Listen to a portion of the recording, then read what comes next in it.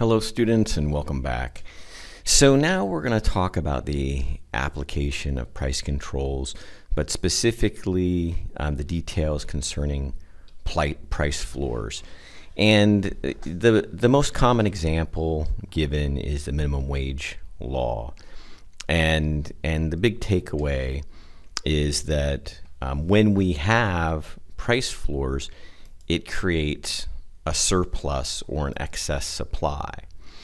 So in the case of the labor market, what that's going to mean is there's going to be unemployment generated if we end up having a price floor that is binding. So remember, you can either have price floors that are not binding or price floors that are binding, just as in the case of price ceilings. So if you look at the first example, here we are at equilibrium at $3 in this market, and you have the same number of buyers as sellers in the market, at least in terms of quantity demanded and quantity supplied. There's no mismatch. And if, for example, we have a price floor, and remember the price floor sets a minimum price at $2 and the equilibrium price is at $3, then no one has to change their behavior. No buyers have to change the amount that they're paying, and no sellers have to lower their prices. There's no issue because the $3 equilibrium price is above the minimum price. But if you have a binding price floor, then you'd have an equilibrium price, and set above the equilibrium price would be a minimum price, which means that you do have changes. The sellers and the buyers have to change their behavior and adjust the prices that they're charging and they're receiving upward. So in that case, you'll note that you're going to end up with a quantity demanded, which is less than the quantities supplied. And in the labor market, remember, it's workers that are supplying their labor services. So in the labor market, that's going to translate to more people looking for jobs at the minimum wage than there are jobs available. Okay. So again, a price floor is going to prevent us from reaching equilibrium. And if the market price hits the price floor, it can fall no further. The market price is going to be equal to the price floor if we end up having a binding price floor.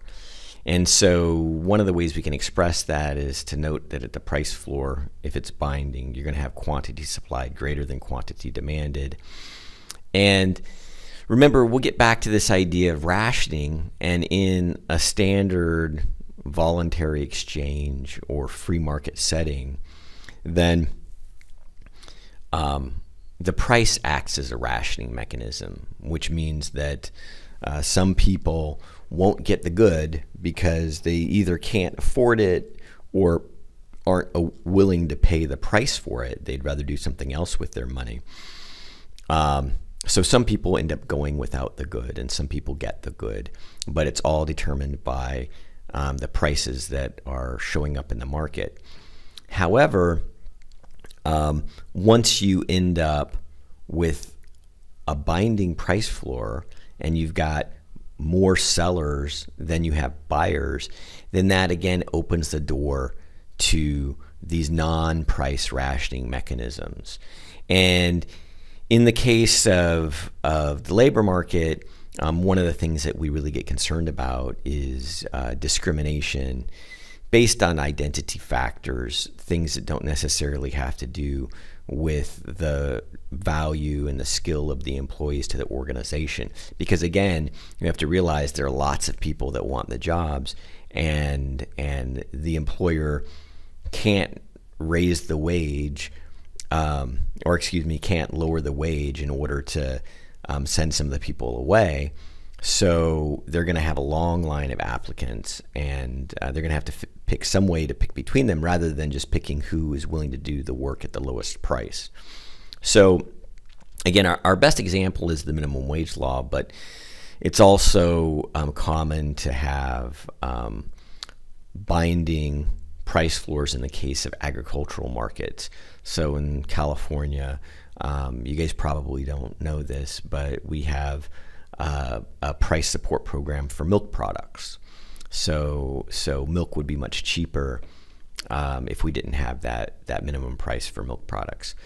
So let's talk a little bit more about the minimum wage. An important example, again, is this price floor is the minimum wage. The minimum wage laws dictate the lowest possible price for labor that any employer can pay. And so if we look at the demand and supply for labor, and we look at the equilibrium wage, and then we take an example where we've got a minimum wage that's above the equilibrium wage, then you end up with this surplus of labor, lots of people looking for jobs at that relatively high minimum wage. So the real question that a lot of labor market economists are trying to figure out is exactly when the minimum wage is binding.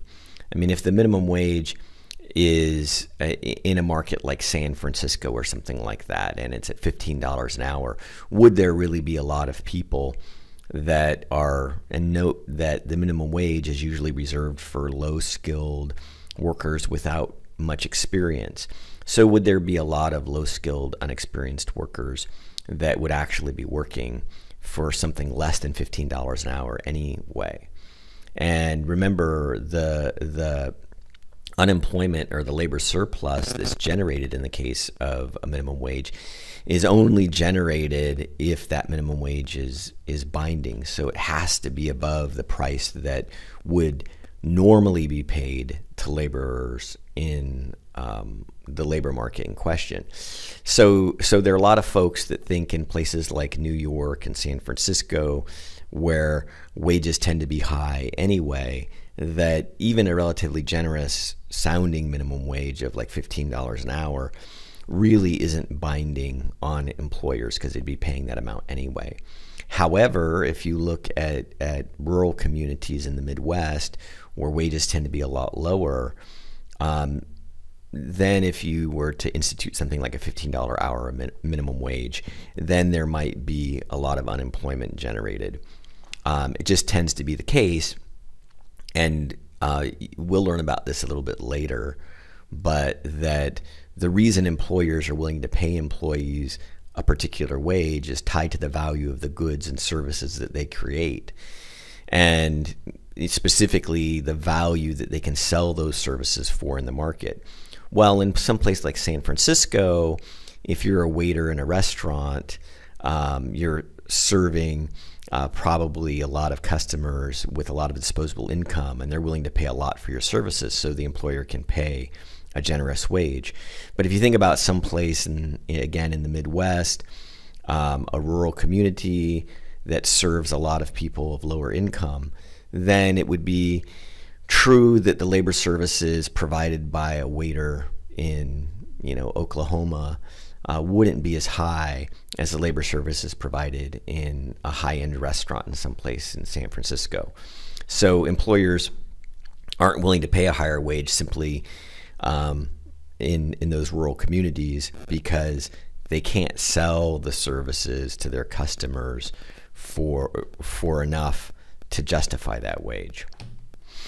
So